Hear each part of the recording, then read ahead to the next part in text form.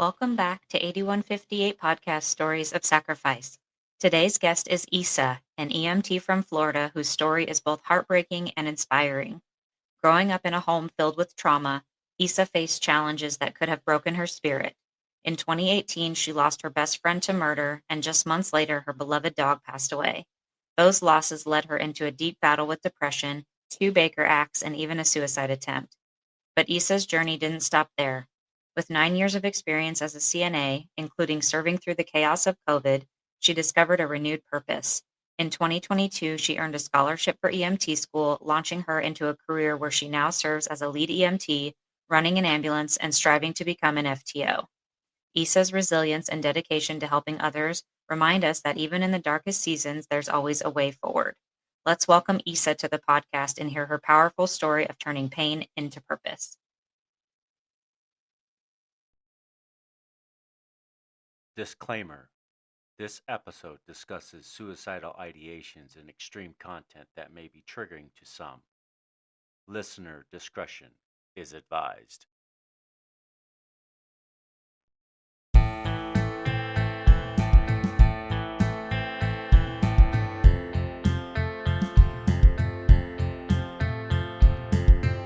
You're listening to 8158 Stories of Sacrifice, where we honor the bravery of the first responders and the families who stand behind them. Real people, real stories, real heroes.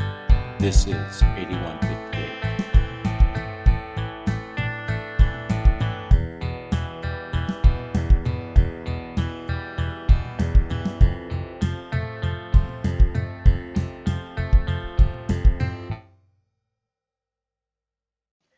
Welcome back to another episode of 8158 Podcast Stories of Sacrifice. Today's guest, we have Isa. She is EMS. So let's give Isa and say hello to Isa. How you doing? Hey, good. How are you? Good. Also, forgot to mention that joining us today is my wonderful co-host and wonderful wife, Brianne. Hello. All right. How's it going, Isa? It's going good. It's going good. How are you guys? We're doing all right. Just Another day in another Paris. lovely day. Yes. It's been a busy week and a weekend. I can attest to that too. Yeah. Did you tell her what we did this weekend? I did not. I haven't. Well, she knew we were doing an event, but we did an event at a neighboring town. They had a fall, they called it the Fall Roundup, and it was the first year for it. But the couple that was hosting it was great. It was very organized, and we didn't sell anything, but we made a lot of good connections and did some networking. And so That's awesome. I love that. sometimes that's all you need. Yeah. Especially right now, connection's big. Yeah. Yep. Hit the ground running. That's what we're trying to do. All right. Let's get started with some questions for Isa. Can you start by telling us a little about yourself and what your childhood was like growing up with your mom? Yeah. So I'm a first responder. I'm a lead EMT for the county that I work in, and it's the best job in the entire world. Growing up for the first 11 years, it was just me and my mom, and she was in healthcare too. So I think that kind of sparked it like in the beginning. But then when she got remarried and we had my brother, life got a little bit more chaotic in my household. So like fighting, arguing, just lots of craziness. And it definitely was difficult as a kid. So I live a very peaceful, quiet life today. But yeah, I mean, what I do for work is, it's amazing. I love helping other people and being a part of it. It's like a family. Yeah. So how long have you been working EMS now so far? I'm coming up on 3 years. I was a CNA for 10 years prior to that. So it kind of fed me into the EMS life, like already being kind of prepared for it. Okay. Yeah. So you shared that your childhood was full of screaming, yelling, and trauma. How do you think those early experiences shaped you and who you are today? I think because, like I said, I live a very quiet, peaceful life now. And, my family, so basically, I did grow up in like a very chaotic home, a very, um, where everybody was like screaming and yelling and fighting with each other. There was always some type of issue. I mean, I was definitely very misunderstood as a child. And so my parents and I just knocked heads constantly. And so there was always some type of like door slamming, cabinet slamming, somebody's yelling 6 o'clock in the morning. I mean, there was always just like something going on. And kind of gave me PTSD like in my adult life, as far as like when anybody like slams a door, like a cabinet or something, I just immediately like my chest tightens. And I'm like, I know it's not me, obviously, but it's just that memory that just gets triggered every time. And not that my parents weren't good parents, they were, and I think they did the best that they could looking back on it now.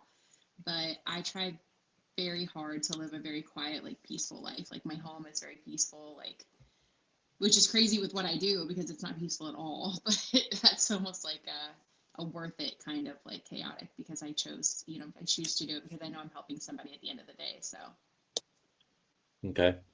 yeah. Uh, so when did you first realize you wanted to help people, and what role did caregiving for your family play in that? So I did have to grow up faster than I wanted to. So I was played kind of a mother to my brother at a young age. Partly because I wanted to, and partly I didn't want to, but I had to do it anyway. And so my mom was a CNA for a little while, and um, I just really loved kind of the aspect of like helping other people.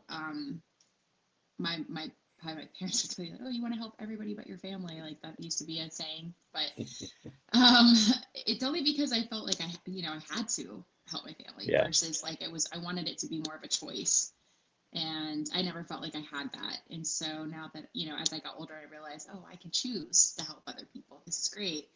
And so that ultimately put me in the CNA area, like my mom. I wanted to be like her, and then I did that for about 10 years, and that was probably one of the, I don't want to say worst professions, but it was definitely a difficult profession to work in. And I feel for every CNA and patient care tech out there, it's not an easy job. 100%. I Right. do it. So difficult. So I just kept praying and praying for a job where I had like one patient, and eventually put me into the EMT life. Yeah. So you obviously like that one better. Yes. Yeah. Every so often we'll run like an MBA, and if they're on like the same vehicle, or if it's like a family, I might take 2 or 3 patients in the back of my ambulance. That's no big deal. But yeah. Okay. So I wanted to kind of dive into something a little personal. I know this is hard for you, but in 2018, your best friend was murdered, and then just a month later, you lost your dog. How did those back-to-back losses affect you mentally? um, Tremendously. Um, I was the first one to learn about her death of our friend group. Um, I don't know if I was the first one to learn from everybody, like her family, but um, I just remember getting the call and like sitting on my floor in my room and just like not understanding what I was hearing. And I remember kind of getting up and being like, okay, I have to call people. So I started calling our friends, and she was such a bright light. I mean, she just had this gorgeous smile, this like personality that you were just like you were addicted to. She lit up every room she walked into. Um, and people used to call us like twins and sisters. I don't see it. Mm. She was way brighter and bubblier than I was. She liked everybody. And so that really sent me kind of in a bad like state of mind. And then while dealing with the loss of her and learning like how it happened, my dog, who I'd had for 12 years, my best friend, he was my service dog for my anxiety and stuff like that I'd had. He got up and I believe it was almost like, I think like a seizure, which led to like a cardiac arrest. And he Poor pretty dog. much like, yeah, he pretty much like died in my arms. I like was on the floor with him when he took his last breath. It was very sad. And after that, it put me in such a bad headspace that I turned to wanting to essentially not live either. And that was probably one of the hardest 6 months, 5 to 6 months I'd gone through. I mean, it bled into the next year for a while, but yeah, I started overtaking some of my medications. And looking back on it now as a first responder and like knowing what I know now, I don't necessarily think I wanted to actually die. I think I just didn't want to feel anything, like the physical, like the actual like physical emotions of everything I was kind of feeling was just way too intense for my mentality to grasp at that time. Yeah. So I got ambulanced once, and I was carted away in a cop car the second time, but I don't really remember much of the cop vehicle. But I remember just a little bit of the ambulance, but not much either, like bits and pieces, because I was just so kind of hyped up on the medications I was taking. And so it was sad. It was definitely like a really hard moment. I felt very alone. Um, my family didn't know right away. I think I told my aunt first, and she's the one who kind of contacted my family. But yeah, it was definitely difficult to go through. It's still hard to even think about it these days too, even though it's been 7 years now. Man. So, looking back and all this, what do you wish people understood about your mental health at that time, and what were the thoughts going through your head other than the physical? You're not wanting to feel anything. Um, 7 years ago, mental health wasn't where it's at today, especially like the knowledge that we know now. It's definitely more prevalent today. I think I had a good enough amount of people that understood me at the time. My family didn't really understand me at the time, and I think I would have, like looking back on it, I wish they would have maybe given me a little bit more grace and understanding with kind of what I was going through. I would definitely just encourage people even today, with families, especially like when your kids, or even if like you're a parent to your kid, or however the dynamic works, like if they're coming to you with like a really big issue, like they're turning to like wanting to like overtake their medication, so they're not feeling anything, like you gotta listen. Like Yeah. the signs were all there. I was withdrawn, I was angry, I was quiet, I was very secluded. I didn't really come out of my room a lot. I lived with one of my best friends at the time. At work, I was very unapproachable. I was very kind of snippy. I was journaling a lot. I mean, I still have the journal to this day. I won't even look at it because I don't even remember what I wrote in it. It I don't know if I don't think anybody maybe knew how to approach me, versus now when they tell you like watch out for those types of signs specifically, it's very, those are the signs of somebody who could be contemplating something like that. And so and all of that was prior to me trying. So yeah, definitely I just wish the signs were a little bit more noticed back then, because I didn't know how to ask for help. I didn't even want help. You know what I mean? Like my grandma passed away. She was in heaven. Like my grandpa was up there. Hurley was now up there. My dog, my best friend Diana was like, people that I really loved and wanted to be with were there. So in my mind, I was like, well, there's nobody that wants me here. Nobody cares if I'm here. I'm not close to anybody, So I'm like, my family and I have always just struggled with our relationship. And so I'm like, it wouldn't make a difference if I'm here or not here. Like it wouldn't bother anybody. And so Yeah. that was just where my head was at that whole time. It was like every day that I woke up angry and mad and journaling constantly. I mean, pages and pages of stuff, just very angry. Like I didn't want to feel that anymore. And I felt like there was just never, ever going to end. It was never going to end.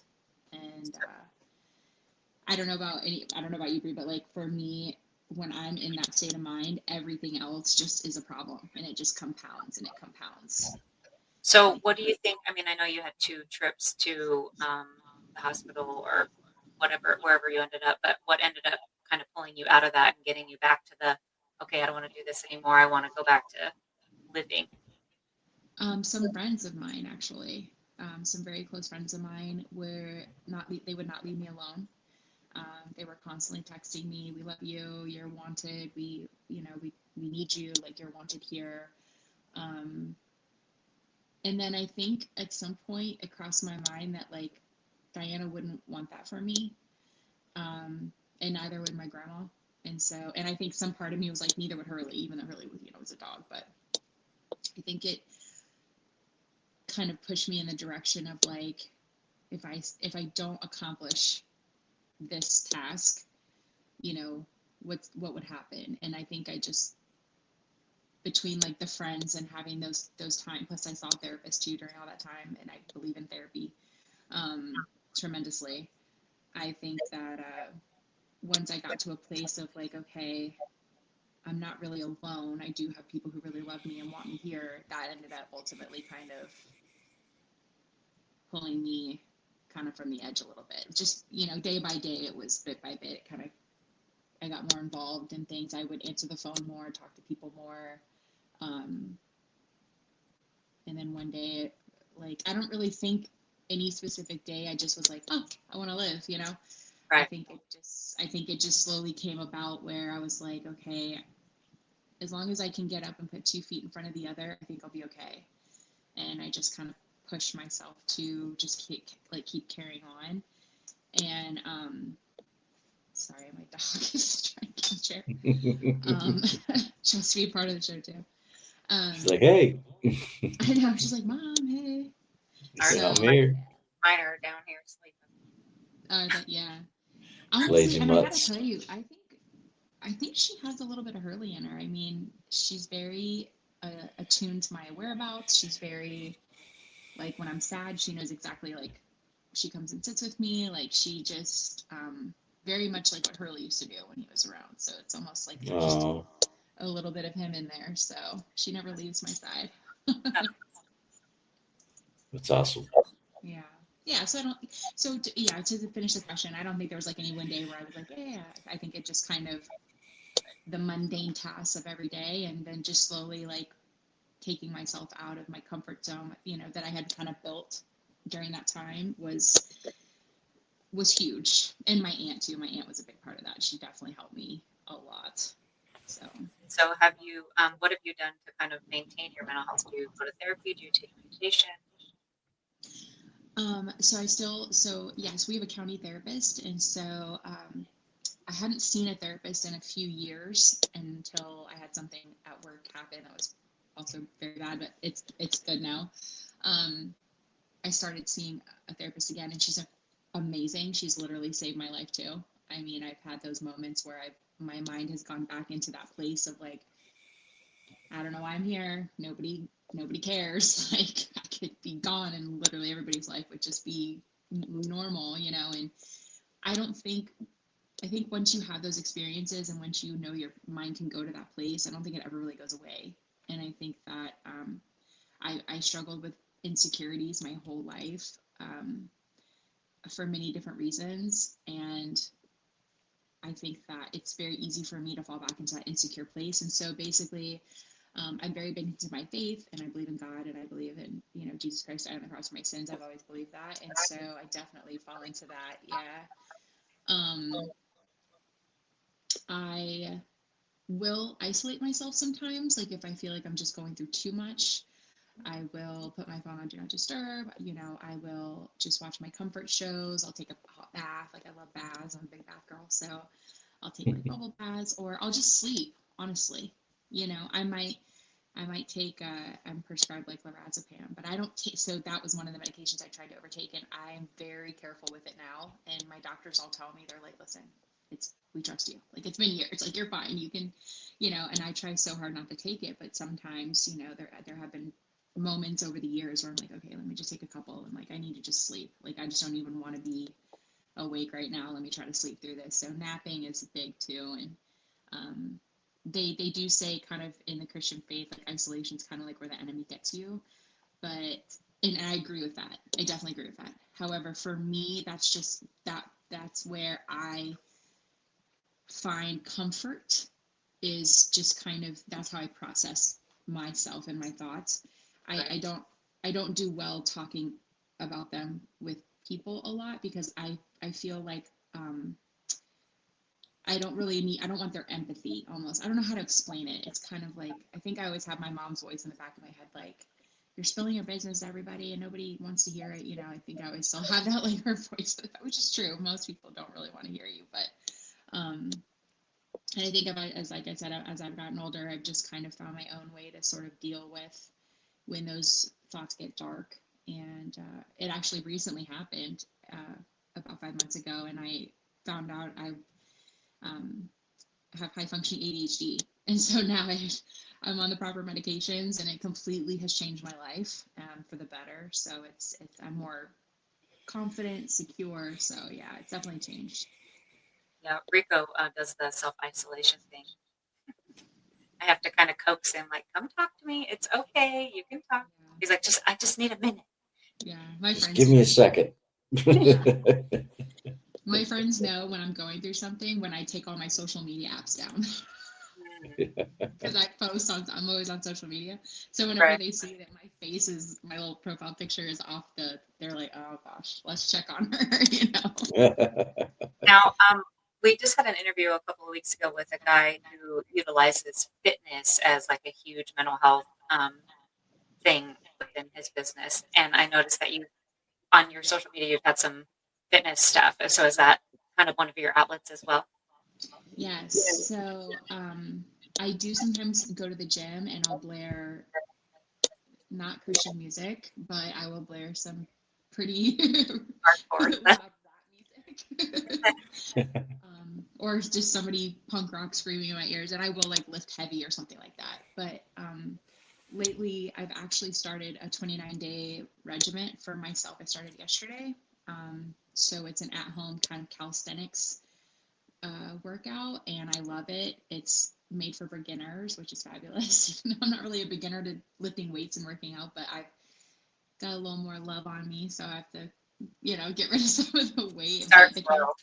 The calisthenics is amazing. I mean, it's all body weight, and I tell you, I feel it in the first like 5 minutes. But yes, working out is definitely something I would highly recommend for people who are in that frame of mindset, is to just put on some loud music, whatever you want, even if it's angry music. Try not to make it angry, but anything that just drowns out the noise. The other thing I found too, I was going to tell you guys, is it's called theta waves. Almost kind of like a brown noise. The brown noise? I'm the white noise. So it's kind of like white noise. Okay. So brown noise has a different level hertz, I think, than white noise. And theta waves is like a combination. And so it's meant to, so people with like high functioning ADHD or depression, anxiety, they can put on sounds, and it almost closes their mind down. Like it shuts their mind down from too much.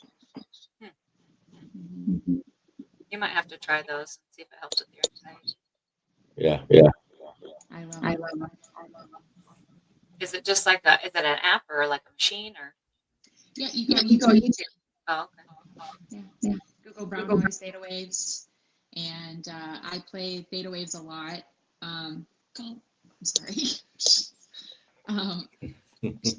Personal space. Dogs have no personal space. Literally none. You guys want to see her? Aww. Hi, baby girl. Look at her. Hi. Oh, look at this one. He says, "Are you talking to me?" Are you talking to me? All right, get down. Okay, I know. I love you too. So, yeah, you just look it up on YouTube. Theta waves is also good for it's manifestation, but it's praying. It's also another term, and so I also use it for like I believe in that thought process of like if you wake up in like a good mood and you're like good things are going to happen today. Normally, that's kind of you're programming your mind to kind of look for good things versus like negative or bad things. And so theta waves helps with that too. So you like put the theta waves on, you kind of, I set a timer, 10, 20 minutes, whatever I have. And I will just kind of close my eyes and meditate. Meditation has also helped me a lot too.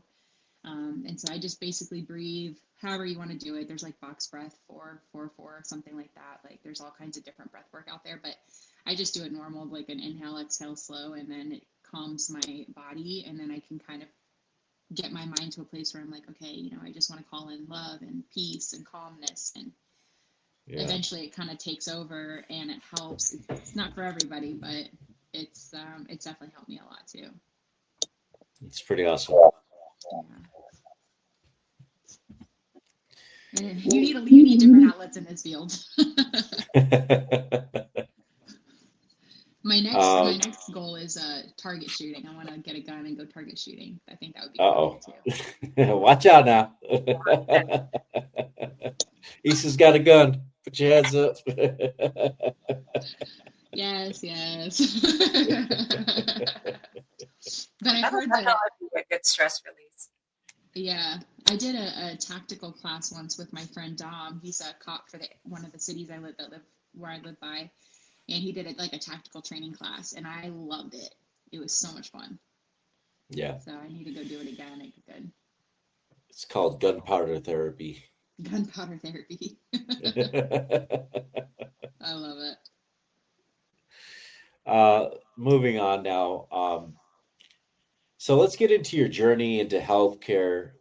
You worked as a CNA for 9 years, including traveling during COVID. What was that experience like for you on the front lines of COVID? Well, crazy. And I think anybody would tell you too. It was unlike kind of anything you've ever seen. I decided after being a CNA for many years, I was like, this is kind of the perfect time to go to see, and I'd never really been out of the state of Florida. So I drove everywhere to the 3 states that I worked in. Saw snow for the first time. I mean, that was pretty cool. So, but when you're at these facilities, you're a part of these conversations that people are having. For example, somebody's on like 25 liters of like high flow oxygen because they literally can't breathe. The next step is intubation. Well, back when COVID was ramping, when you were intubated, that was the sign of like there's like a point of no return once you were in that, like once you were getting intubated. And I was just a part of so many of those conversations. Yeah, hearing the wives or the husbands just like cry, like it was just really sad, a lot of death. But I was kind of tuned off to it. It didn't really affect me the way like I kind of thought it would. It was almost like I just wanted to, it made me like want to put more good out into the world and like make sure that like, God forbid, because I got it twice. I got it the December right before it came out as COVID. They couldn't figure out what was wrong with me, but I literally felt like I was dying. I mean, it was really bad. Right. And they said it was like a respiratory infection. Upper respiratory infection. Yeah. And I'm like, that's not what this is. Like, I'm no medical expert, but I feel like I'm dying. Yeah, I was in the hospital twice in 2019 in December. Wow. And then, and then it started coming out as COVID. Then I got it again in probably a few months after that. I got it again.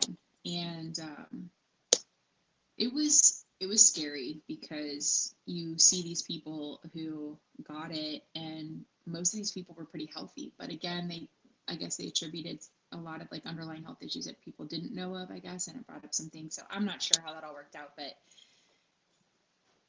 it just really made me want to, especially on top of like what I had already kind of gone through with like the deaths that I have been party to, it just really made me want to love the people in my life harder and like live my life better and actually go out and do things and just like experience life. And when you see stuff like that, when you like see that type of like death, situation, it was just so sad. It was so sad. And but what I did to kind of deal with that was I ventured out in the places I was living in, and I got myself like out of the hospital setting. I would travel around in the state. Like I was in Wisconsin for 3 months, then I did Denver, and then I drove all the way to Oregon, to Portland area, and then I lived in Salem for a while, and it was so beautiful. And so that was kind of my way of getting out from all the like kind of death I was seeing, and like gowning up every room, being sweating profusely under the gowns and all the equipment we had to wear. I mean, it was just terrible. Yeah. So what years were you out traveling during COVID? Between I was to 2020 to about the end of 2022. So okay, so you were like in it. Mm-hmm. You were in it, like the whole time. Yeah. Yeah, I was in a lot of hot spots during COVID. Really? Yeah, never got sick. Me neither. You guys never got COVID? Oh my God. I was at Walmart 50 hours a week because I was job coaching. We weren't even required to wear a mask until July. Yeah, Seriously? I never wore a mask either. Yeah, I just washed myself and kept myself clean. Yeah, I only wore it at Walmart because they required it. But yeah, I mean, we both never got it. We never got the vaccine, and we never got it. Don't even get me magic blood or something. We're built don't different. even get me started on the vaccine. Oh my gosh. Patient 0. I was not thrilled. I got forced to take the vaccine when I was living in Denver. I got my contract threatened to be canceled if I didn't get it. I was so upset. Yeah, that's actually one of the main things because I was living in Oregon before I moved out to Kentucky, and one of the things that kind of pushed me to take the job here was that the place I was working was requiring it, because so I worked at like a residential group home facility, but I was in a different division. I was in the job division. So we weren't around all the immunocompromised people. We were out helping people find jobs and job coaching and stuff. We were at Old Navy, Walmart, and all these places. And we were working with deaf people. So it's really hard when you're wearing a mask to communicate with deaf people, because they read your lips. They depend on reading your lips and seeing your facial expressions. And but the company, because it was under the Department of Disability Services, they were requiring that everyone get vaccines if you work in any kind of healthcare setting. And it was not required at the place that I work currently in Kentucky. And so that was kind of one of the big pushes of like, well, I'm going to lose my job if I don't move. So I might as well just move, because I wasn't going to get the vaccine. No. I had just gotten to Denver. I just got there, and the lady said, well, the governor just passed the ruling that all healthcare workers have to get it. And I was like, that's cool. I'm not a Denver resident. I'm from Florida. So I should be immune to that because I'm not a resident of your state.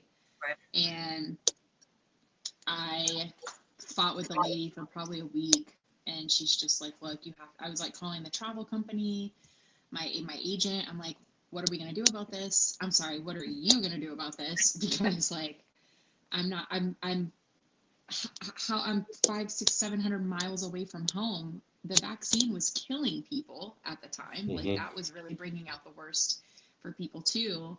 And I'm like, even though I don't really think I have anything underlying, I don't know. And what's going to happen? I'm going to not show up to work one day because I'm dead in an Airbnb that I was renting. Like, right. I mean, I tried to appeal for as long as I could. And eventually she's like, look, you have to get it or you're going to get fired. She goes, I'll keep an eye on you. You have my number. I'll be here for you. She's like, I'm sorry. I wish I could like give you an immunity out of this, but like we have to, you have to do it. And I was like, well, I just got here. Like I'm not driving all the way home. So I had to take it. And here's the thing, I probably would have done it on my own because I'm not like anti-vax, but I don't know. The fact that I was forced to do it made it worse for me. And I pretty much told her, I said, like, I appreciate your support. However, if I do end up dying, I had like written a letter. I had everything written down. I texted my family, or my aunt really, and I was like, look, if I die, this is the woman you need to call because this is the place that forced me to get this vaccine. Like I told her, I was like, listen, you will be held liable if something happens to me because I shouldn't have to do this. Right. And she was like, I get it, that's fine. I'm like, okay, well, I'm not trying to be mean. Like I'm very grateful for this opportunity, so please don't take it that way. But I don't like being forced to put something in my body that I shouldn't have to. If I was in Florida, that'd be different. I would do it, of course.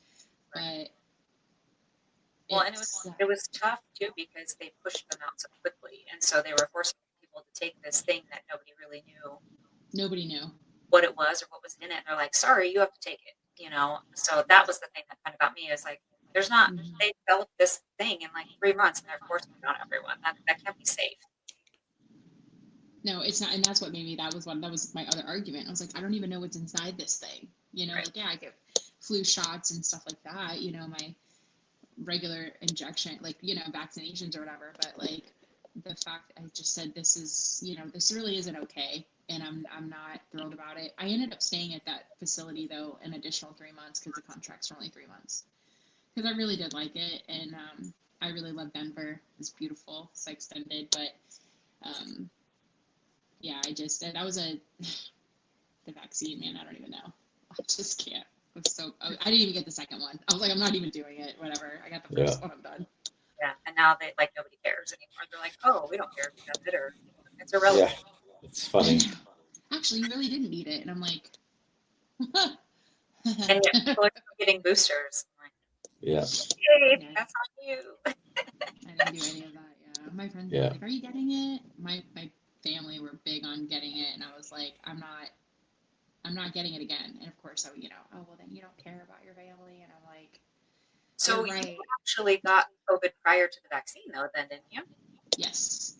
So you were already immune because you had already had it twice. I told her that, and still had to get it. I had it twice.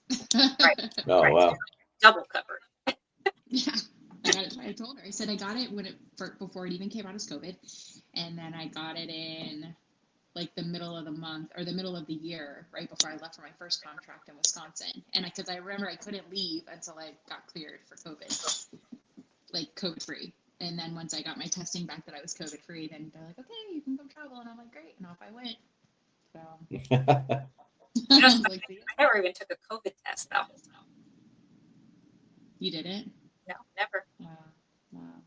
Nope. I had no reason to take one, so I never came. You guys when you go to the doctor, they still ask you, have you ever been tested for COVID? Nope. Never had the vaccine, never been tested, never had it. Nope. Yeah. I'm so jealous.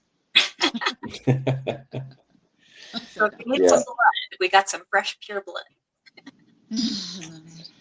Yeah, I had a friend that I used to work with. His wife was a nurse, and she worked at the Hillsville Hospital, and he refused to get the vaccine, and she was required to get the vaccine, and they kept her in the COVID unit, and they kept giving her the vaccines and all that stuff. So for the last 6 months of their marriage, they slept in 2 different rooms, and they barely saw each other, and she died from COVID. Well, he sued the hospital. Rightfully so. Yeah. Good. And won. Yeah. Oh my gosh, how devastating. Yeah. The love of his life. They'd been married for, I don't know how many years, like 30, 40 years, something like that. Oh my gosh. I gotta tell you, COVID brought out the worst in people. I mean, some of the worst, besides political stuff. But besides that, yes, right. COVID. Besides that. But I mean, it was. I don't know how it was out this way necessarily, but on the West Coast, it was very divided. It was very divided. I mean, there was videos on YouTube of people going into grocery stores with no masks on, and yelling at the employees when they tried to kick them out, saying that it was against they couldn't. I don't know if against the law or against their rights or whatever it was they were trying to say, to make them wear it to go grocery shopping. And I mean, it was kind of like they were picking a fight with the store employees, even though they were just doing their jobs. They're being told that they have to have masks on and stuff, but they were like kind of antagonizing the situation. And it was happening all over the place. And it was like this constant battle between people that wouldn't wear them and the people that, followed the policies and stuff. And it just got really bad. I know. Yeah. So much division. I'm over it.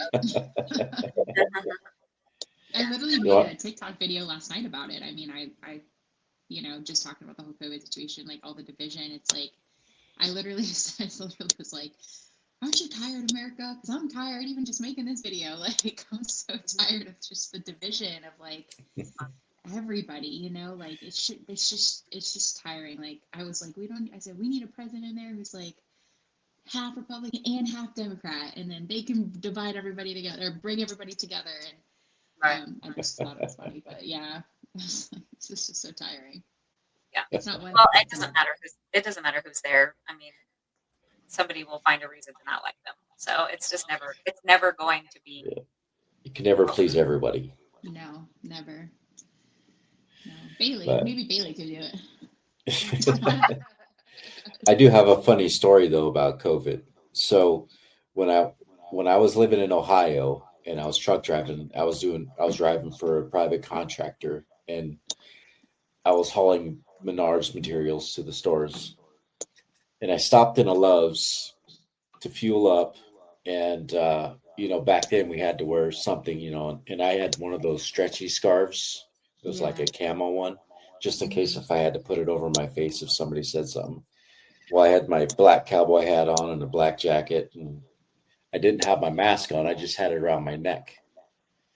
So I walked in, and the guy greets me at the door, and he says, "You look like a bad guy, like a bandit." And I looked at him, and I said, I put the mask over my face, and I said, "Now I'm a bad guy." His eyes got really big, and then I pulled it down. I bet you that man remembers that exact situation to this day. Yeah. Because, I mean, what do you think of when you see somebody walking into your store with a freaking mask on their face? You think they're going to rob the place. Yeah, immediately. And we had to put them in banks, which was the dumbest thing ever. Yeah. I would have left the store. I would have been like, nope, not today. I'm out. I'm out. Why are you requiring people to wear masks in a bank? Because isn't that just like asking to be robbed? Right. I'm surprised. It's asking for chaos, but I'm surprised there wasn't more crime, really.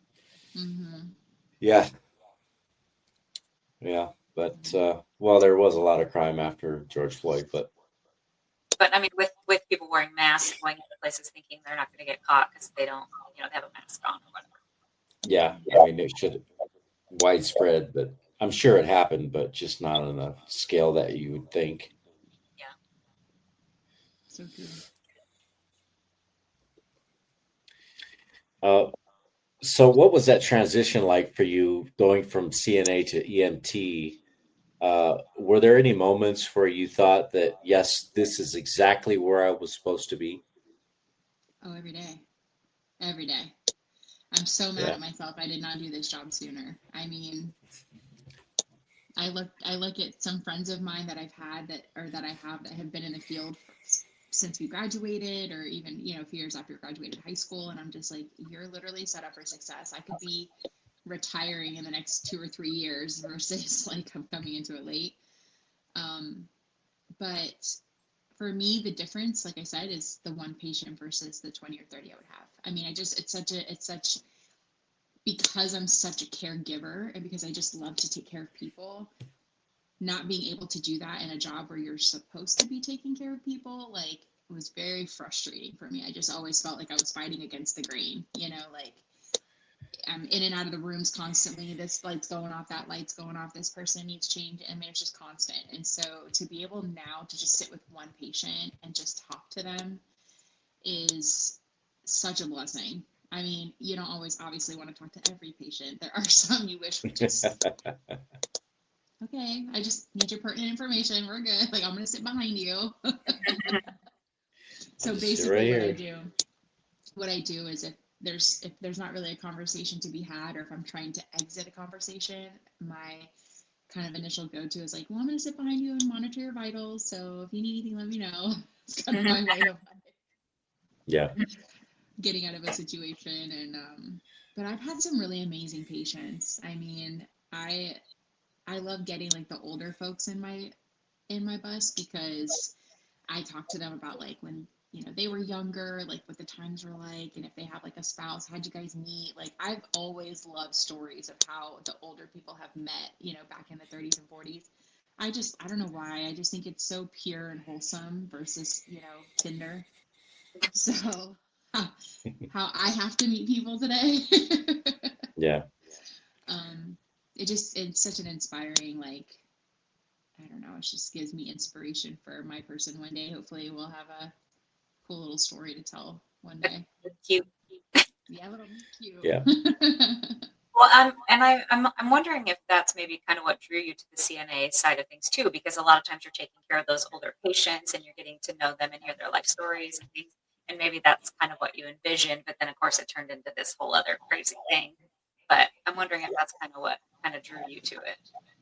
Yeah, I think besides my mom obviously having done it and I wanted to follow in her steps, it was also kind of like, oh, I'm going to get to meet these, take care of these people, and I'm going to get to hear their stories. Because I would ask my grandparents, on my stepdad's side, like I would ask them to tell me how they met all the time, constantly. I always wanted to hear the story. And so I just love being around the older crowd. I don't know what it is. I don't know if it's just the comfort of like the life they've lived or the stories they have. Like it makes me yearn for a time that like I wasn't a part of, but I feel connected to, if that makes sense. Like you were born in the wrong decade. Definitely born in the wrong decade. Even though, don't get me wrong, 80s, 90s were some of the best years ever. Amen to that. I have to tip my hat to our generation. But can we just go back to 1995? It was so much easier. So much easier. Yeah. Like there was no tracking. I remember the free days. No videoing. Like you could get away with whatever, and your parents never knew. We were definitely feral children. We were feral. I was definitely. There's a meme. One of my former friends used to send me, and it was like, do you remember it was like a meme that said like, remember the days, it had like a picture of like a grass field or something. It was like, remember the days when we were dying out in the middle of the field from alcohol poisoning and our parents thought we were sleeping in a bed. Yeah, that's my, that was probably has at least 20 years. She'd be like, I'm staying at Isa's house, and I'd be like, I'm staying at so-and-so's house, and then we would go off and yeah, sneak off in the middle of the night. We used to sneak off and go meet boys. That was our go to the clubs. Yeah, I've been to a few of those when I was underage. The symbol. So much fun back then. I know. But yeah, so sitting with the people that are, 60s, 70s, and older, I don't know. It's just a comfort I can't explain, and I just love it. It's very, like I said, it's just knowing this person lived an entire life that I can't even put myself in, and wish I could have been a part of. So, right. A lot of them don't have much family anymore that come visit, and so being able to talk to them gives them a little bit of hope. I made one person cry once. I was like, I'm so sorry. Like they missed their times too, and I was like, I'm so sorry. I'm so curious. And they're like, no, it's okay. We don't get asked, I've never really been asked these questions, and so I'm just, thank you for asking. Like they were very nice, and they just I'm gonna be honest with you. Whenever my friends and I get together and we talk about, like I tear up sometimes too, because I'm just like, I miss. There's not only is there so many things I'd go back and do differently, but I just miss the ease of everything. It's just sad. Yeah. What's happened to this day and age of people. We will return after this quick ad break.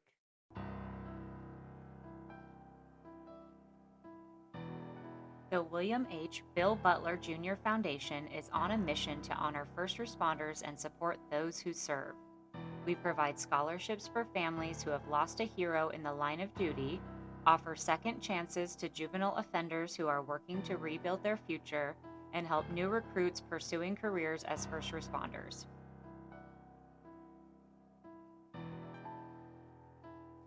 Through generous donations and the sale of merchandise, we're building a community that uplifts, empowers, and creates lasting impact.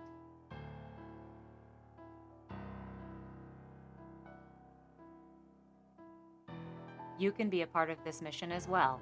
Visit 8158podcast.com to donate or shop today. Together, we can support those who serve, honor those we've lost, and give hope to those who need it most.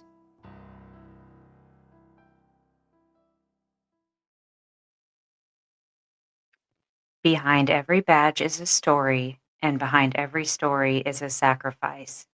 This is the 8158 podcast, where we honor the lives and legacies of first responders and their families. If our mission speaks to your heart, if these stories move you like they move us, join us on Patreon. For just $5 a month, you'll get ad-free listening, exclusive merchandise, behind-the-scenes content, and video episodes only available to our patrons. This isn't just a podcast, it's a movement, and you can be a part of it. Support us at patreon.com/8158podcast. Let's continue to share the stories that deserve to be heard.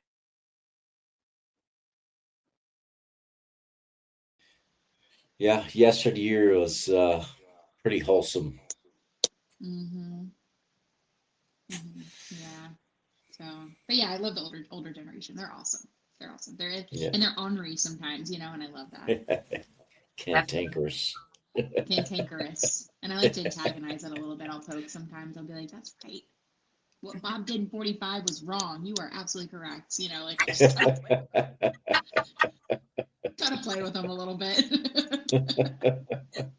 That's I had this one lady when I was a CNA. She had sundowners. So there was one night, it was like 2:00 in the morning when I did night shift back in the day. I've earned my daytime rights.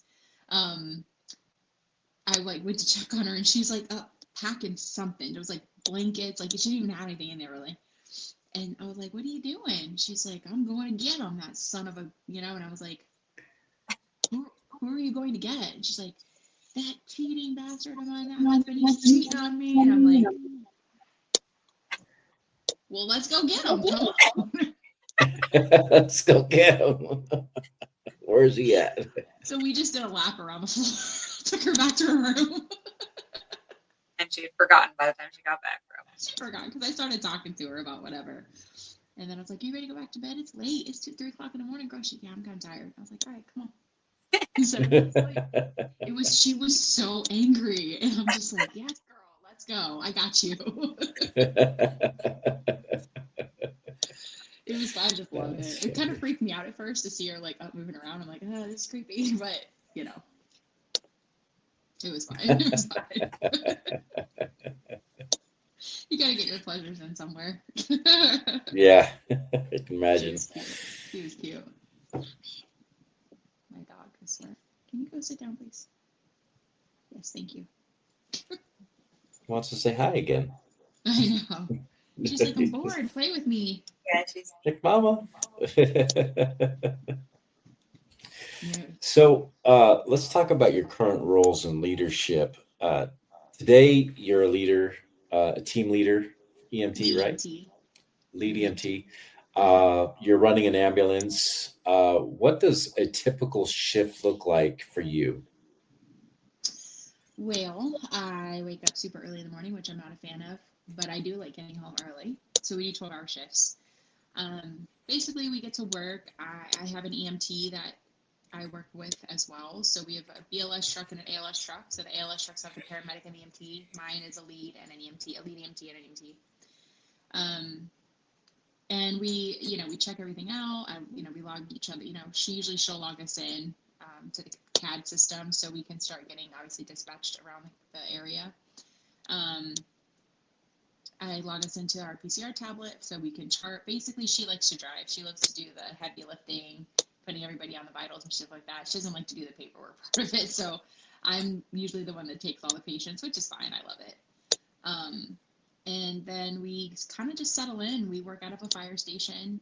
So some trucks are out of a post, which we have 2 posting locations, one on the east side of where we live and one on the west. And then we have other trucks around the area at different fire stations. So I'm at a fire station. And so we basically just hang out in our area until we get a call. Do we get dispatched? If we're really lucky, we get a little nap in before, but just because it's so early, we don't mean to, but we're on the couch laying down watching TV, and then you just kind of nap and doze off. But we have the radios by our ears the whole time, so we can. It's kind of you get used to that, like sleeping but you're not sleeping, like your eyes are closed but you can, you know what I mean, you're resting but you're not. And that was an acquired skill. I didn't just have that had to come with time.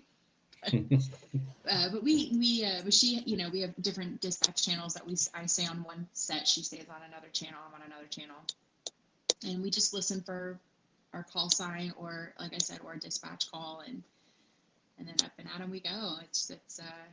We've been lucky lately. We've been able to kind of hang at the station for a little bit longer in the morning, which is I like to do, but sometimes you get dispatched pretty quickly after you log in, so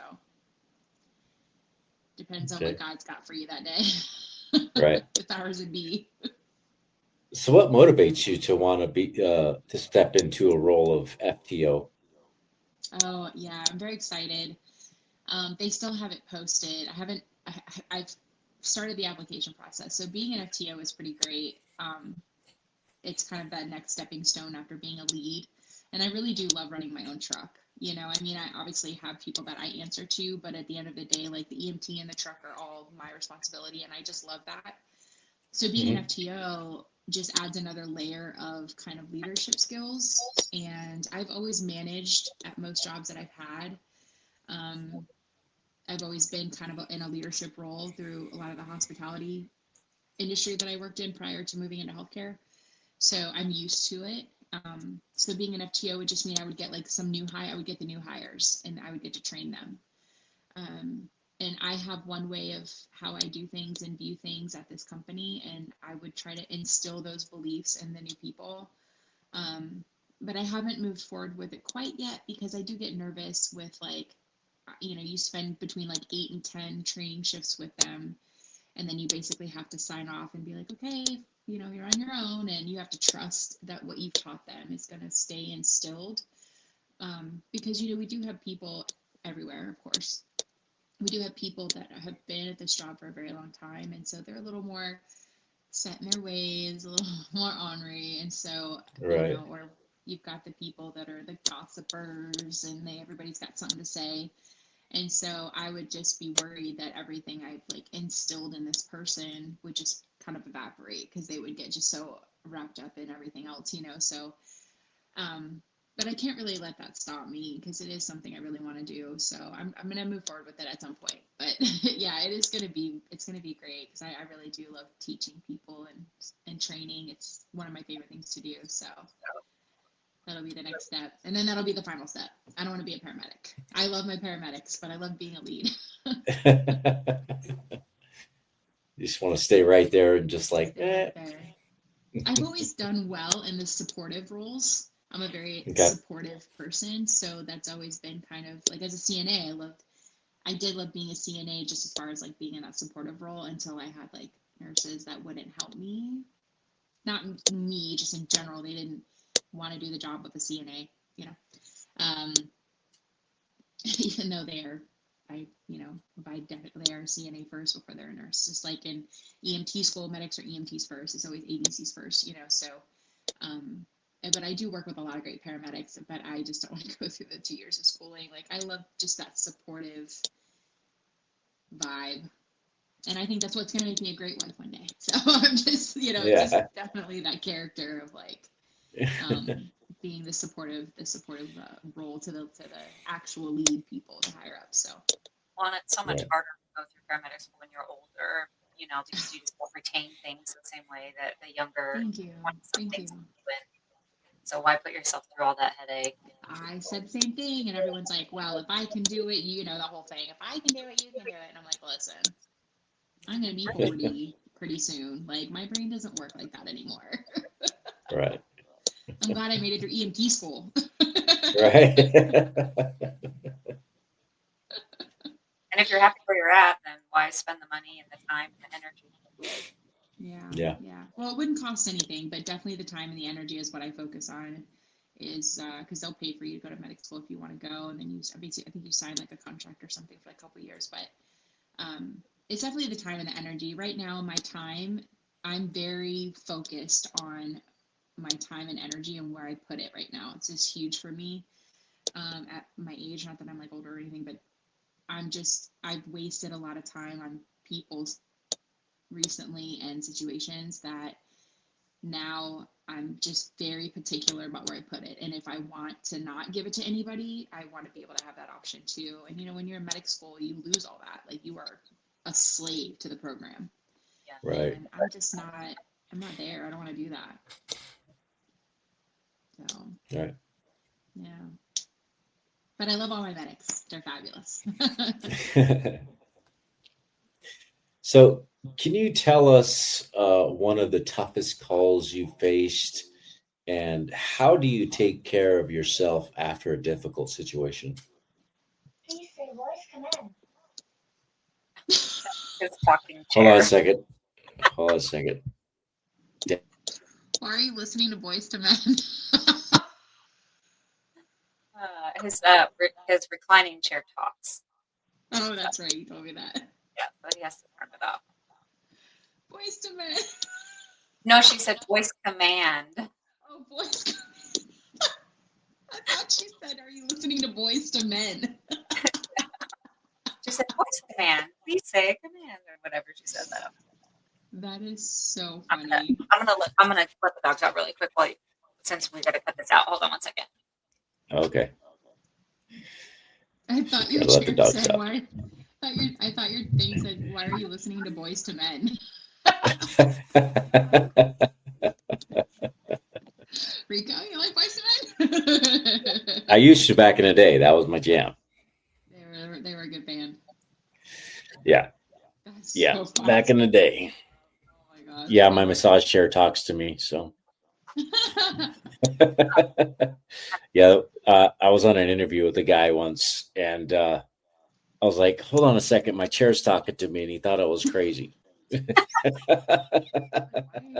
Your chair talking? He's like, "What is that? What are you talking about?" It's like, my massage chair, it talks to me. It's sound activated.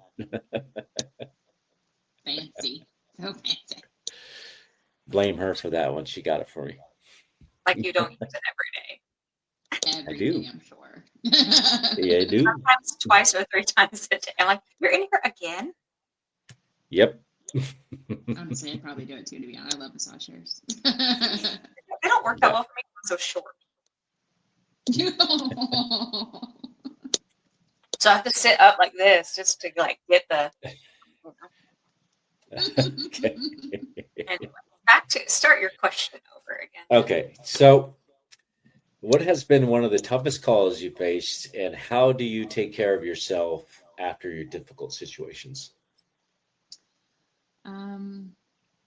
So there were a couple, but I don't. A pediatric call I ran, that was a little difficult for me, to be honest. I couldn't quite compute what I was seeing, Yeah. And I just remember almost like one of those, those clips in the movies where you're standing still and everybody's kind of whizzing by you, and that's kind of how I felt on this scene. My partner at the time, who I love so much, I love my first partner that I had. You don't always get a good partner when you first start out in this job, like a good one, but I got a fabulous one. I love him. I would do anything for him. He's wonderful. I love his family. And so he was like, well, we don't need the stretcher, so if you want to go put everything back. And I was like, okay, yeah, no problem. Well, one of the fire chiefs of the city that we were running that call in, I think he saw my face because he walked out with me to the ambulance when I was bringing everything out. And he just was asking me, I can't even remember what he was asking me, but it was something completely off topic of EMS completely, I think. It wasn't even EMS related. So I think looking back on it, I think he was trying to distract me maybe because I think he saw my face. Like I think it just went white, honestly, because like I said, I'd never really seen anything like that. And so I was putting the stretcher back and I was in the back of the ambulance by myself. And I just remember I just started crying like out of nowhere. I was like, and the mom was, she was carrying again, like she's pregnant at the time. And I was just like, I almost had this sick thought that I will not say here, but it was like, oh my gosh, it just kind of scared me. I don't know why. So I'm in the back and I'm crying, and my partner had come. He's like, "Are you good?" And I was like, "Yep." I pulled it together, and I get in the driver's seat, and I'm just emotional, and he can feel it. I mean, I'm that kind of person where I've always been told by my family, like when I'm mad or angry or sad, like I can take down an entire room. Like I have that ability to like make people feel what I feel. And I think on the opposite side, happy too, which is good. So I don't just have the bad side, but I just remember him being like, do we need to go out of service? Because like they'll let you go out of service if you run a difficult call. Like if you have a hard time, they're very good about pulling us off the road. And I've had to do that a couple times since I've been there. And so I said, no, it's okay. I can pull it together. I can pull it together. I don't want to let you down. I just remember like not wanting to let him down. And he was like, well, what if we get another call like this? Like if you need time, it's okay. And I was like, I don't know. I think I'll be okay. But he ended up putting us out of service anyway. And so we got back to one of the posting stations, and he got out of the truck, and I just remember crying hysterically. Somebody that I was friends with at the time came to the station to kind of talk to me because I was like, I don't know how to process what's happening. I did pull it together enough to go back to work. And so then when I got home, I think I took a bath, to be honest. I can't really remember quite, but I'm pretty sure I took like a hot bath. And I just remember sitting there and just like replaying the scene in my head and being like, everybody was just moving around. Nobody was doing anything. But that's because there wasn't anything that could be done. It was already, they had already passed. And so I think after I got home and I like took a bath, I think I had like a glass of wine or something. And I was like, I don't understand. Oh wait, no, I do understand. Put it like, use your brain, Lisa. Like nobody was doing anything because there was nothing to be done. Like she was already gone. And so I'll never forget the look of the scene and like what I saw. It still kind of plays in my head to this day, but I really just try to give myself now that I've been in the field for a little bit longer and I've seen a few more things, I really just try to give myself that grace and patience to feel what I'm feeling. And I'm better now at speaking up with like, I need a minute before we do anything else. And so I've learned to kind of find my voice because I was always afraid, like, no, we have to get back out there. We're short staffed, or whatever the case is. Like, no, everybody's on a call. We're the only unit available. Like those types of things don't matter in that moment. And I was always, I have a couple battalion chiefs who are fantastic. I love them so much. And they're very big encouragers. And they were always telling me I would say probably the first year I was there, first year and a half I was there, they were like, if you need to step off, like, be out of service, like you need to let us know. It doesn't matter if the county is going up in flames. Like if you cannot perform, you have to take that time. And so they're just very encouraging with that. And if you need to go home too, they're good with that too. Like there's usually no animosity, no anything like I really just can't finish the day. I need to go. They're like, okay, no problem. We'll figure it out. Like you go home and take care of yourself. They usually check on you. Like, so it's definitely, the system is definitely set up for success in that area for our mental health with stuff like that. And it's getting better. Like they just started a new program for mental health for us and they're testing it out right now. So but there needs to be something in place for that type of thing because even if it's something as simple as you're running on Meemaw, she's 98 years old, you found her, she's gone, they found her in the middle of the night, family found her, she's got that could still trigger something, even though it's expected, she's lived a good life, whatever the case is. Any type of scene or call can be triggering to anybody, and you won't know until you're there. And so there just has to be, patience, and there has to be grace in those types of moments for that, because I could look at the same scene and be like, I mean, she was almost 100, right? But that person's having some experience in their brain, something triggered where I'm like, okay, well, we need to take care of him, or her, whoever, what I'm saying. But yeah, so I just really try to give grace to myself. And like, allow myself to understand, like, you don't have to be strong all the time. It's okay to feel these feelings. It's okay to be sad. Death is sad, but it's a part of life. And I think I've just learned to kind of row with emotions. And so I'm better today with being a little more disassociated with that. So, but yeah, I think that's what I did. It was sad, very sad. Can imagine. Now, we've talked to several EMS and medics that, and a lot of them seem to have like a certain set of calls that they always get. Like the one gal that we talked to, she was like, "I always get pediatric calls. I don't know why." And this other one's like, "I always get all these funny, weird calls. I don't know why." So, do you have anything that's like, "I always get these. I don't know why. It's always me." Well, yeah, actually, we always, so because we're a BLS truck, we get all the falls, like falls, constant falls. Or we get like abnormal labs or just something dumb like that, you know? And I will tell you though that a lot of the falls do turn into ALS calls. And so, you know, it's interesting when those types of things happen because you're like, oh, here we go, we got another fall. You know, it's just like constant. I'm like, all right, let's go pick up Nemo. Like, Yeah. She couldn't get off the toilet. oh my gosh, she bagel down. Like she just done passed out. Oh my gosh, my legs I've are fallen like, and I no, can't get up. I'm falling and I can't. So yeah, so it was it's just funny to like have those all those calls all the time. You're just like, another call. There we go again. But no, I mean, we had one. It came out as a fall. Guy fell like in the parking lot, and he couldn't really remember like why he fell. And then we get him inside of the business where he was like originally at, and he had like a seizure. I was like, what is happening? Thank God I had a medic that came with us, like the QRVs we have that are staffed with paramedics. Thank God he was on scene with us, or he had just arrived right as it was happening. And I was like, oh my gosh. So the falls do turn into some type of cool call. And he was fine. He ended up being okay. So let's go ahead and look ahead for a new purpose. You mentioned you wanted to work with the Recovery Alliance. What draws you to that mission? Oh, yes. The Recovery Alliance is amazing. They help first responders with all kinds of stuff. They help with like bill payments or gift cards for like groceries. And it started out for just the cops, I think. And then it turned into like all first responders. And so I've actually had to utilize them myself a couple times, and they're fantastic. They're so nice and kind. There's no judgment. They're just like, what can we help you with?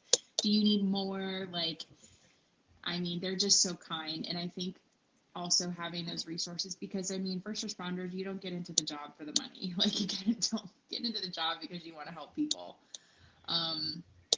Unfortunately, first responders are some of the lowest paid people on the scale for what we do. And not even just me. I mean, like, I'm talking even medics. Like, it's, I mean, I know I'm a first responder too, and I obviously deserve to get paid for that, but I just, it's like sad when you like go into Buc-ee's, you see they're making like way more than we are. So it's like, why did I even, What? Yeah, I'm like $24 an hour for Buc-ee's. What am I doing with my life? Like, Cleaning the bathrooms, making $20 an hour. I wonder how much their truckers make. I don't know, but we should find out. So I'm just like, it's a little depressing. And so the pay is hard, and it is what it is. We're not, we can't change it overnight. We have a union, and so we're working on getting more of a pay rate. Yeah. Right now we're looking to get a little more percentage increase, but yeah, I've had to use them for groceries and stuff before because, you just, sometimes you're just like, get your paycheck and it's gone in an instant. I mean, it's like that. So, so they're an amazing, I would say company because it's not profit, but it's all donation based. And so I'm just very excited to finally get into a place where I can help also and donate like gift cards, like food gift cards and stuff for other first responders. Like, I just really want to be a part of it because it's just such a good organization, Right. And I'm not saying we're better than other, jobs or whatever, but being a first responder is not for everybody. Like, this is not a job that a lot of people can do. It's you really have to have the bandwidth of like being able to disassociate, being able to, like you say, find ways that we cope outside of work or even inside of work if we decide to stay. Like, it's just not a job that you could just go do like at Subway or McDonald's, which those are great places, by the way, but it's not the same. And so that's why I feel that like the job field, like we definitely deserve more respect than what we get, and we definitely deserve more attention than what we get. And it's Right. just hard that we feel like we have to fight for that, you know. It should be a no-brainer. Like teachers should be getting way more than they get and being supported and treated way better than they are. Like, you're the educators of our kids of America. Like, how are NBA players making more than they are? Like, I don't know. I mean, I could get into that, but it's you just follow where the money goes and you see what's really important to people who are, you know, running this country, and it isn't teachers and it isn't first responders. So, Yeah, unfortunately, it's not. or our truck drivers to get all the stuff Yeah, everywhere. yeah. I mean, we have to work really hard just to make a decent living. Yeah. I'm even considering taking on a second job actually recently Yeah, because it's just too much. Yeah, it's way too much. And I mean, I live okay. I have a beautiful apartment in a downtown area, so I can walk to like everything that's over here, and I love it. It's my dream apartment, my dream town, but and I don't always have money to go play and go do stuff. And I like to get my nails done, which I finally got them done a couple weeks ago. So you know, I have man hands if I don't have my nails done. So I It's just, an expensive hobby. it is. And I love tattoos, obviously. So like want to go get more tattoos, and it's just hard when you can't do the things you want to do. And I know that they're yeah, all, those are all things that you don't need, right? But it's okay to go do things you want.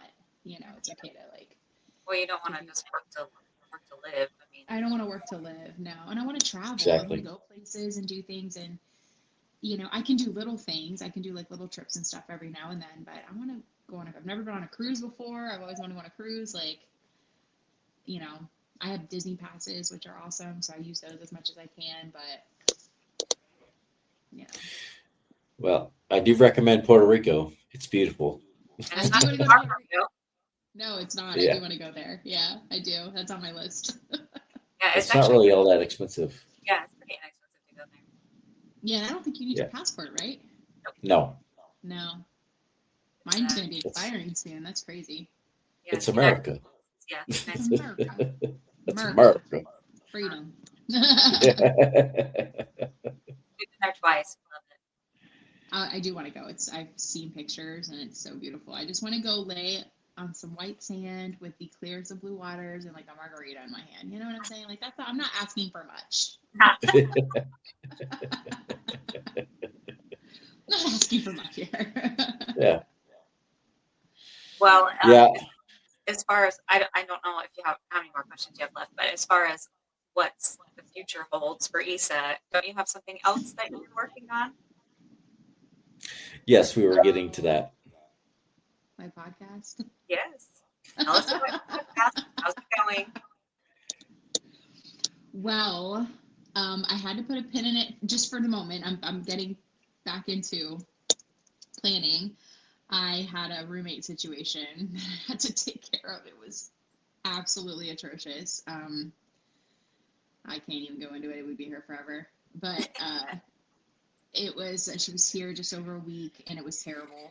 It was terrible. My soul was like aggravated. Like, I tried to help this person out. She was like going to sleep in her car. Like, she was going to be homeless. And I was like, oh, that sounds terrible. No, of course I have I have my office you can stay in. And so that I didn't even get to finish like my TikTok, 31 Proverbs for 31 days of October. Like, I didn't feel like I could move in my own home. It was just bad. So, and when I kicked her out, it got worse. So it was like just a terrible situation. However, now that it's gone and done, I am starting to draft the first episode. I know we had talked about kind of a plan for it, but I might have somebody. So I don't think I could go that route, but I'm gonna try something else. I'm just not sure exactly what yet. So I have some ideas that I'm putting together so I can start filming the first episode. Okay. And you guys made the best picture ever. Like, I show it to everybody. I'm like, look at The this. logo. Yes, I love it. And everyone's like, oh my God, that looks just like you with the hoop earrings. And I'm like, I know. It looks amazing. And I'm so excited to slap it on the videos and like just put it out there. Like, I'm really excited.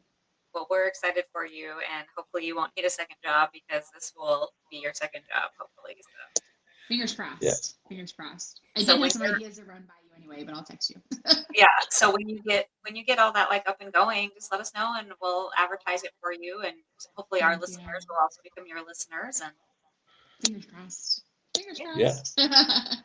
It'll probably be more towards, a female audience, but it would be good for men to listen to too, because it'll be a lot about what it's like for marriages and dating your wife after you're married and stuff like that. So it'll still be very informational for men to listen to too, because I don't think a lot of men know how to ask questions. So no offense. well, having male guests on will help that too, because it will Yes. encourage. What are you talking about? Did you ask for directions? No, I know where we're going. Okay. I've seen that. Well, tree that's twice, me. but whatever. I do know where we're going. You So, do. He doesn't let me give directions. I'm terrible at directions. yes.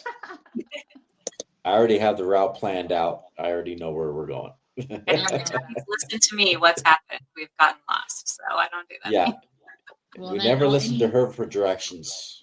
Any men listening, then take notes from Rico, because you have it all ready to go. Well, he's Map a it out, get it done. Yeah, he's a church so he has to plan out where he's going and the routes and making sure he's not going to end up in some backwoods or something. So he's pretty That's- familiar with all the places he Can you goes. imagine? Yeah. But that's always my mindset. Whenever we go somewhere, I got to plan out the route. I love that. It's weird. No, I would rather a man have a plan and like where to go. Like, I don't want to be the responsible for us like dying in the woods somewhere. Like, oh my gosh, just make me. I could a go- princess. I could go somewhere once and know how to get back. Seriously? Yes. Wow. He's got like a I photographic still- memory for driving. I still use my maps for the county that I live in. Like, I do too sometimes. I like to know when I'm going to arrive. yes, that's really what it is. I want to know when I'm going to get there. I know how to get there. Let me just preface. It's more so I know- like, wait No on Apple, but Apple Maps, don't follow Apple Maps. It will get you lost. I'm sorry. Yeah. It has gotten me lost a couple times. It will drive The only you time in a river or something. the only time I ever use the maps is when I'm trying to beat the time. Oh, okay. Now we know. See, the truth comes out. The truth comes out. So you do. I just want to know if I can beat the time or not. My arrival time. I love that. I love that. Yeah, I use the GPS everywhere I go. I just like to see how long it's going to take me to get somewhere. Or like Yeah. what the fastest route is in the morning. Like if I have to go from where I live to like another city, if I have to get on the highway, like is it easier just to go down like one of the main roads, or is it easier to take the highway? So like yeah, I'll use it like for stuff like that. But Yeah. Or if we're going to calls, like I don't know all the addresses. I mean, once you're in the field for long enough, you remember addresses and you remember the habituals Yeah. and stuff like that. But yeah, if we get dispatcher calls, I'm just like, I don't know where this is. Like Yeah. the CAD system has like a map that'll take you to the call, but that also is worse than Apple, just so you know. And so I will have to use Apple Maps sometimes, but yeah, I just like to know when I'm going to get there. That's funny. Well, yeah, like I said, I don't know what your other question was, but yeah, I wanted you to be able to talk about your podcast and what you've got going on, and Thank we'll you. definitely hype it up for you when you say go. So I know. I gotta just do it. Gotta pull the trigger on it, so to speak. So, what was the name of your podcast? Certified Yapper Girl. Certified Yapper Girl. Yapper Girl. So everybody knows. Certified Yapper Girl. I'm a yapper. Well, right now, aside from the podcast, where can people find you if they want to follow you? On my TikToks, so tatted EMT08 is my actual official TikTok. That is where I do most of my posting. So, and then my Instagram is Isa Pizza. So I used to be called Isa because I ate pizza when I was a kid forever. So ISAPIZZAH08 is the Instagram one. So that one's public. You guys, anybody can look on there. I post all kinds of stuff. Smorgasbord, if you will. Smorgasbord. And when you get your podcast up and running, are you going to be on YouTube, or how are you going to do it? Yes. So that you would ask me that, and of course I'm drawing a blank on what my YouTube is. I mean, are you going to get video and audio, or just audio? I'm gonna probably do video with it. So I'm trying to figure out if I know it's like stupid, but right now it's like, am I gonna wear the same thing? Am I gonna wear something different? Like I have sweatshirts and stuff that say like certified yapper on it and stuff like that. So I think that is something I'm even be worrying about. But yeah, so it's gonna be I believe the YouTube Reed, you have it, because I'm like literally drawing a blank on what the YouTube channel is called. That's terrible. What I think it is certified, like the name of it. It is Certified Yapper Girl, or Certified Yapper 08. I don't know if I know. I don't know if you ever gave it to me. I think that's what it is. I know you were trying to get a handle for I thought you were trying to get a handle for TikTok, but no, it was for YouTube? It was for YouTube, yeah. Oh, okay. Well then, yeah. Yeah, I'm pretty sure it's it's certified _ yapper _ or something weird like that, because some of them were already taken. Yes, I had to change it up a couple times. Yeah, I don't remember, but I don't know. Yeah. I'm actually trying to pull it up now just so I can get it certified. There it is.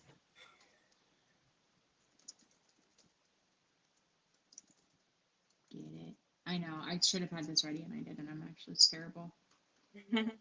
That's okay. I kind of sprung it on you. But can you give us kind of like a like what is the, not the topics, but like what is the kind of, if somebody was to search basis behind it? Yeah, like if somebody was to search for a certain topic, like what topics would your podcast fall under? Probably. Oh, that's a great question. Probably. Well, it's going to have a lot of my beliefs, like my faith beliefs in it. So it's going to be a lot geared towards like being single and like having that single time with God, like that dating, and then like dating with like having kind of God being like the center of it, and what it's going to look like during that process, like looking for basically like your Boaz. Like I'm big on Ruth and Boaz. I love the story of Ruth, the book of Ruth, dating the Bible. with intention, basically. So dating with intention, yeah, dating with God type thing. That's going to be probably the basis of like what to search for. That's a good question. Thank you for that. Yeah. We had some other good ideas, but like I said, I think I might have someone, so I'll have to change it up a little bit. Well, you can always do guest segments of different things too. I mean. Oh yes, we did talk about that, having like dating horror stories and like. Yeah, I mean, you could just invite guests on for different segments so that you're not talking all the time. If you're running out of ideas or content or whatever. So you're not constantly doing a monologue. No, yeah, absolutely. Like that would be so much fun. And I know we had talked about how to do that and stuff. So yeah, I'm definitely going to be doing that as well. Like, because I also definitely have some dating horror stories. So I would definitely like to put that out there and help other women know what to look for, and then have men know what not to do. Yeah, I mean, if your tagline is kind of like dating with intention, then anything that's related to dating could be under that. It doesn't have to necessarily be something that's specific to what's going on in your life at the moment. Exactly. Yeah. Dating with intention is like a great, that's a great way to look it up, because that's when people will find it there. Yeah. Yeah. So it's pretty awesome. I think Rico had another question. Did you have another question? Yeah, I have two more questions before we wrap it up. Okay. Put a bow on it. How do you see your own story of trauma and recovery helping others who might be in a dark place right now? Well, with what I do, we deal with a lot of Baker Acts. And so I was Baker Acted during that time of 2018 a couple of times. And those were some really difficult moments. And so when I deal with the people now that are going through those types of situations, I just feel like I can kind of bond with them better. I don't necessarily tell them my story per se, but I do let them know, like, hey, I've been in your shoes before and I know what it's like. And I know that it's terrible right now, but it does get better if you want it to. You know, I don't like to say, oh, it'll be fine. Just keep, do what, like, I don't like to give people, like, how a lot of times people who don't understand mental health will be like, well, just go for a walk. Well, just go whatever. Like, it's not that simple. And if you have mental health, you know it's not that simple. Getting yourself out of bed to go pee is even a difficult task because your body's so heavy, right? And so when you're dealing with people like that with mental health struggles or who are Baker acted or things like that, I mean, I just have such a soft spot in my heart for them, like just such a sympathy for them because I know what they're going through. And you have basically you have your rights taken away for a period of time for where you're legally obligated to fulfill these hours. I think mine was 48. I had 124 and I think 148 hours. And it's like, it's just terrible to be in that position. Oh. So it's more sad with the older generation when you have them getting, Baker acted. And I don't always agree with it. I have other ideas of how people can go about those types of things. And so I actually was able to talk one cop out of Baker acting somebody because I was able to convince the patient to go to the hospital. Oh, wow. Because not convinced, but more so like, hey, you're either essentially going to go willingly or you're going to go with this type of situation. You do, like, it was like a call where they needed to go, like there was no question. And so the cop was basically just going to deem them like not medically capable of making their own decisions type situation. The husband was like going to sign off on it, and I'm like, what are you guys doing? Let me just talk to her, Right. So I was able to help with that. So so it's definitely, I feel like I've been through so much in my life, and I just want to help other people hopefully not feel just so alone in those moments, because that's the worst part. Yeah. Is you just feel very isolated in a bad way versus like what I do. But it's hard when you feel alone in those moments. And like nobody gets it. I'm telling you, people get it. And so right. And that's why I don't tell them my story. It's more so just like, listen, I've been in your shoes. I understand, I might not understand, just like kind of Charlie Kirk was like empathy. Like, how can you empathize with somebody you've never been like in their shoes? I totally understand what he was saying. Right. But you can empathize with the situation if you've been in the situation before. Like you can master those feelings again. Exactly. Yeah. So if you could sit across from somebody who feels hopeless, what message would you share with them? If I sat across from somebody that felt hopeless? Yeah. Oh.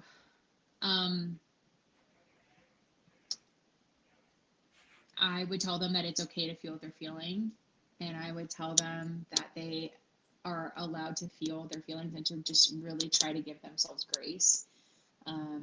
I'd probably explain to them that I know what hopeless feels like. It's obviously different for everybody, but I know what the word feels like, and it's very scary and it's dark and it's sad. And I would just let them know that it's okay, but try not to stay there forever. Find some type of outlet, talk to somebody, whatever it looks like for them to pull themselves kind of out of it, because you can't help somebody who doesn't want to help themselves. And so if you're in that mindset of that kind of hopeless like process, and I'm sure you guys can understand that too, there's like no talking to people like that. I mean, I know it. Nobody could talk to me. It was like, nope, you don't understand. Yeah. No, you don't get it. You have to want to get to a place where you can hear the other person. You know what I'm saying? You have to be able, because that's big for me, especially when I get angry today or whenever I have struggles. Like, I don't immediately want to hear I don't want to immediately hear the other side. I want to feel what I want to feel before I can process, like, okay, there's two sides to this story. Let me now hear the other side. You know what I'm saying? Like, I need time. Yeah. And so I know a lot of people are like that. And so if somebody who's hopeless, I would just tell them that. I'd be like, it's okay. It's okay to feel what you're feeling. It's okay to lay on the ground and cry. It's okay to punch things. It's a soft something. Don't hurt yourself. But, it's okay to scream and yell and cry and scream into your pillow. Like, it's okay. Those feelings are normal. But I would just try to, when you're done feeling all of that, try to take a deep breath and then find something that brings you some sort of comfort, something that doesn't obviously hurt yourself or others, but because you have to obviously preface that a lot too with people because you don't know what they're thinking, but something that brings them some type of peace and joy. And a lot of times too, just telling yourself, okay, I'm going to give myself 30 seconds to feel this, and then I'm moving on to something else. So a lot of times that will kind of pull you out of whatever it is your funk. Does. Mine's 10 seconds. If I'm going into like a call or something that's like freaking me out and I can feel the anxiety, I give myself 10 seconds to feel it. And then I'm like, okay, after 10 seconds, you got to get your crap together and you got to just get moving. And that's helped me a lot in this field. So it's okay to feel it, but don't live there. Don't live there. You got to get right. it. Yeah. Because there's just so much life out there. There's so, like, going to Europe for 2 weeks by myself was insane. I cannot believe I did it. But I did it. I've traveled all over the country. Like, there's just so much to see out there than where you're at. And you don't know that or realize it because you're in one spot that's like my brother. I want him so bad to leave the house, go see the world. Like, it's so beautiful. There's so much to see out there. And I'm just there's more to life than where you're at. Yeah. And I'm very grateful for the friends that I had that pushed me during those times, because I don't think I would have done those things had they not really been there for me. So, and you never know who you're going to meet outside your comfort zone. No, I've met some amazing people. And I'm still friends with a lot of the people that I met on my travels. To this day, we're still friends. Awesome. So, yeah, they're great people. So I love it. It's pretty awesome. Well, look how many Rico has met stepping outside his comfort zone. Yes. You've met like 80 great people just on the podcast, not including out in the world. Yeah. Yeah. I mean, you guys are not something that's normal for me. Thank you. Yeah, you're welcome. It is hard doing stuff like this, talking to people you don't know, interviewing. Like, I can do it, but I would be nervous too at first, for sure. I need like a shot of something. It's a liquid courage. Liquid courage. Hold on a second. Okay, we're good. Yeah. I'm a socialite when I get a little liquid courage, but some interviews he takes the bourbon in there with him. Nice. Yes. I like that. Yeah, sometimes I'll have a drink with my guests if they drink. So. Oh, well, I might have to do that on my situation. I like that. Or margarita. That was going to be a tough interview, like because the pre-interview was difficult, and so we know that the interview's going to be hard. Some people take a drink in there with them to just kind of calm the nerves a little bit. Decompress, yeah. I get that. Well, what you guys are doing is amazing. So I think it's fantastic. You guys sharing stories of people even greater than me. I've seen so many of the videos already. Like, they're amazing. These people are incredible. Yeah. Well, you're incredible yourself. I mean, so I wouldn't count yourself out yet. Thank you. That's nice. Thank you. And everyone has something to bring to the table. So. Absolutely. I still feel that way though, Bree, about like, I don't feel like I fit the caliber of people you have on here, but. You're not the first person that said that. We had somebody recently that said the same thing. Like, you've had so many great, wonderful people. Yeah, that would be was that Joe? Joe Dana. Yeah, he is running for sheriff. Yeah. Okay. And he goes, I don't fit in the category because you got some heroes. You do. You really do. You've got some amazing interviews on there. Yeah. Well, yeah, but we'll have you back on, and you'll have lots more heroic things to talk about. So don't worry, you'll get there. Okay. Yeah. Hopefully, I say more people. You've only been in this field a short time, so you got a lot. You're going to experience still. Yeah, I know. I'm excited. Yeah. I mean, we've only been in this field a very short time too. So We're as like Anthony says, we're honorary first responders.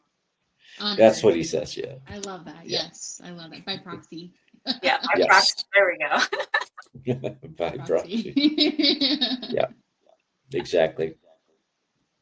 Well, Yeah, we it's appreciate fun. you coming on, and the Thank audience you. doesn't know this, but thank you for coming on a second time because we had some No audio problem. issues the last time. So, Yeah, we did. but I it's put been that great. mic away. It's great talking to you, and we definitely will be in touch, and we'll look forward to having you back on and hearing where Thank you're at you. and what you got going on and all the things. So, Thank you, Brie. Appreciate it. You're very welcome.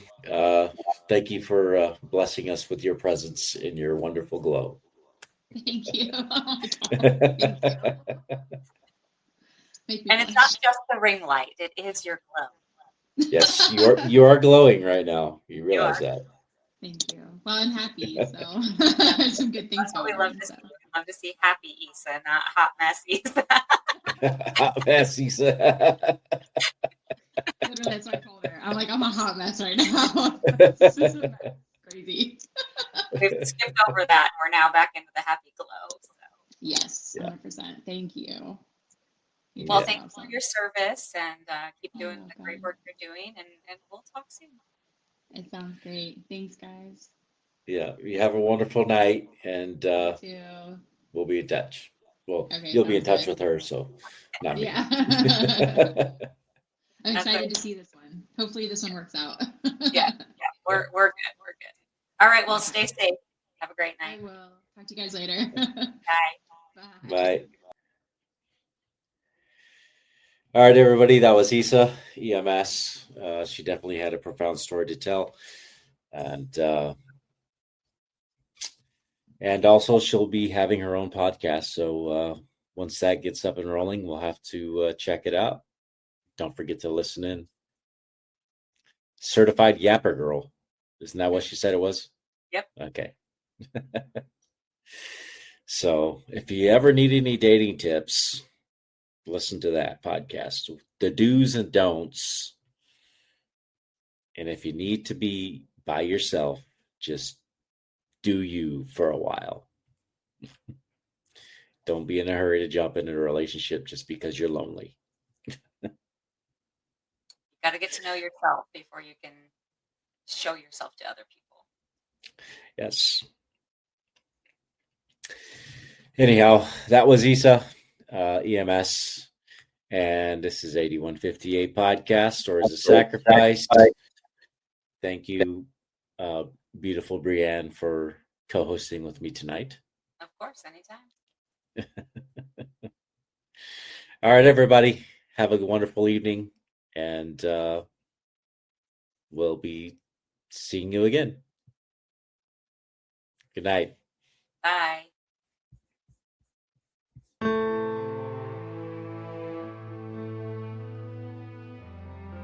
Thank you for joining us on 8158 Stories of Sacrifice. Every story we share is a tribute to the courage and resilience of first responders and their families. If this episode impacted, encouraged, or inspired you, please subscribe, leave a review, and share with someone who supports first responders. Follow us on all social media platforms at 8158 Podcast for updates. 8158 Stories of Sacrifice is a team effort.